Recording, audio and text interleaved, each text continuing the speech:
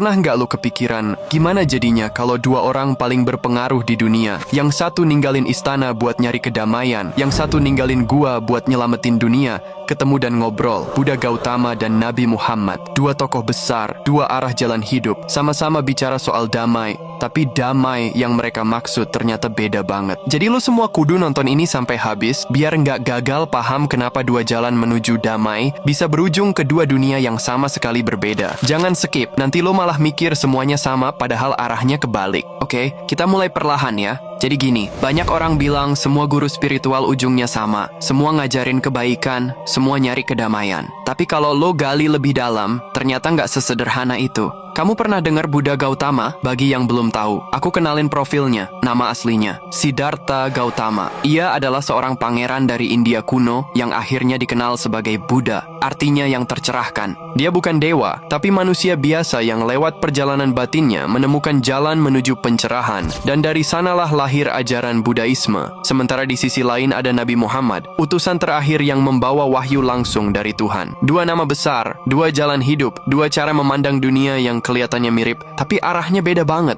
Buddha lahir sekitar 500 tahun sebelum Masehi. Seorang pangeran dari India Utara yang hidup di istana megah, tapi ngerasa hampa. Dia ninggalin semuanya, tahta, istri, kemewahan, buat nyari jawaban kenapa manusia menderita. Dari sana lahir ajaran tentang kesadaran, penderitaan, dan pencerahan batin. Sementara Nabi Muhammad lahir 1000 tahun kemudian, di tengah gurun pasir Mekah. Bukan pangeran, tapi yatim piatu. Nggak hidup di istana, malah di tengah masyarakat yang nyembah ratusan berhala. Tapi dari padang pasir itulah muncul cahaya yang justru mengubah dunia lewat wahyu, bukan lewat meditasi.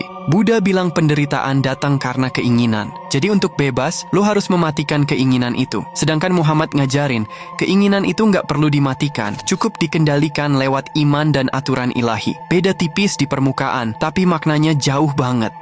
Buddha percaya kedamaian datang dari dalam diri. Semua kebenaran bisa dicari lewat kesadaran penuh. Tapi Nabi Muhammad ngajarin bahwa kedamaian sejati datang dari kepasrahan total kepada Tuhan yang menciptakan diri. Yang satu mencari kebenaran ke dalam, yang satu menerima kebenaran dari atas. Di titik ini, banyak orang modern mulai bingung. Mereka ngerasa dua-duanya keren. Satu ngajarin tenang dan damai lewat batin, satu ngajarin taat dan berjuang lewat wahyu. Tapi kalau lo pikir lebih jauh, dua sistem ini bukan sekadar beda cara, tapi beda fondasi hidup. Buddha bicara soal karma, siklus kelahiran, dan nirwana. Intinya, semua akibat balik lagi ke diri lo. Sementara Islam bicara soal takdir, hari pembalasan, dan surga neraka sebagai keadilan Tuhan. Dalam Islam, manusia nggak bisa berdiri sendiri tanpa bimbingan ilahi. Satu percaya pada sistem alam yang bekerja otomatis, satu percaya pada sistem Tuhan yang mengatur segalanya.